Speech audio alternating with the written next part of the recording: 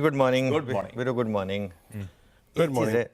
कल रात को नींद अच्छी आई। हाँ मैं सच बताऊं ना, बहुत दिनों के बाद मुझे कल रात को थोड़ी सुकून की नींद आई। ये मार्केट जब इस तरीके का होता है ना, हाँ रिलीफ होती है। तो और कल का सेशन जो है ना, मैं बता रहा हूँ आपको, कल का सेशन आई थिंक पिछले 6 महीने में तरस गई थी आंखें, उस तरीके का सेशन। मतलब गैप अप खुले, सपोर्ट ले, उसके बाद 20 डे पर मार्केट खुलते ही, उसके बाद एक ट्रेंड डे में मार्केट वो कन्वर्ट हो।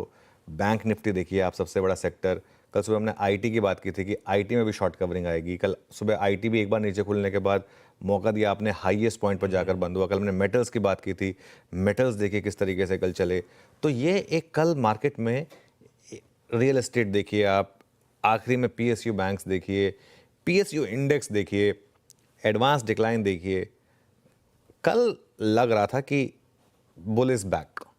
और कल हमने एक बात की थी कि बुल अब आईसीयू से तो बाहर आ चुका है। आपको याद है एक बार हम बात कर रहे थे कि हमने कहा था कि बुल देख सब कुछ रहा है हॉस्पिटल में बैठा हुआ, वो जब बाहर आएगा तो वो फिर बदला जरूर लेगा अपना। आ गया।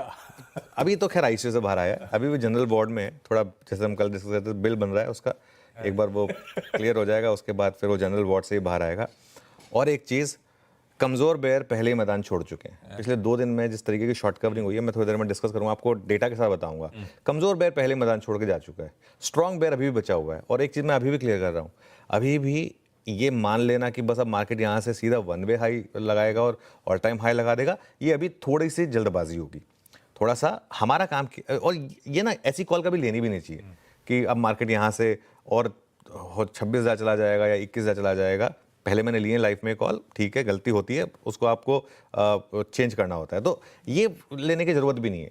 हमको एक व्यू ये लेना है कि अब यहाँ से हो क्या सकता है और हमें क्या करना है, उसके हिसाब से हमें काम करना है।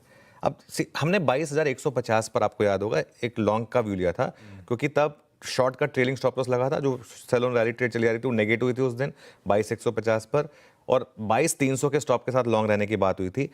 कल क्या हुआ, लेकिन इस लॉन्ग ट्रेड से आपको पहली बात तो स्टॉप लॉस ही बाहर निकालेगा। जैसे मैं हमेशा कहता हूँ, आपको ट्रेड से एक स्टॉप ही बाहर निकालेगा। कल का जो आखिरी घंटे का मूव था, कल मैंने और वीरों ने जब शो की शुरुआत की थी, हम 22,750 पर थे, हम 22,850 पर जाकर बंद हुए। प्रोविजनल क्लोज 22,850 का था।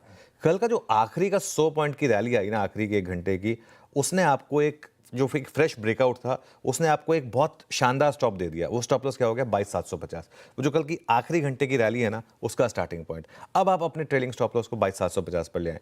कल दोपहर तक 22,600 पर था, अब आप 22,750 पर ले आए उसको। 22,750 लग गया तो लग गया, फिर भी अगर आपने 22,150 से लॉन्ग है तो 600 पॉइंट आपके मिल गए।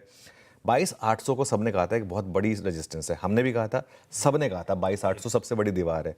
अगर वो इतनी बड़ी दीवार थी, इतना ही बड़ा रेजिस्टेंस होता, तो वहाँ से मार्केट टूटता ना, वहाँ से मार्केट हॉल्ट देता, पॉज देता, कुछ तो देता। रुका ही नहीं मार्केट वहाँ पर 22,800 पर एक बार के लिए भी। तो अब बहुत सिंपल है, 22,750 का स्टॉप है। अगर आप फ्रेश बाय कर रहे हैं, ओपन पे करना चाहते हैं, डिप पे करना चाहते हैं, वो आपके ऊपर डिपेंड करता है। फेड की मीटिंग है आज, देखते हैं वो क्या करेगा, शॉर्ट कवरिंग और कितनी होगी। कल एक्सपायरी है निफ्टी की। आज हो सकता है सैंडविच सेशन में थोड़ा सा मार्केट एक बार के लिए थोड़ा सा कंसोलिडेट करे, लेकिन अब व्यू जो है ना, वो बाय ऑन डिप्स का रखें 22,750 के स्टॉप के साथ।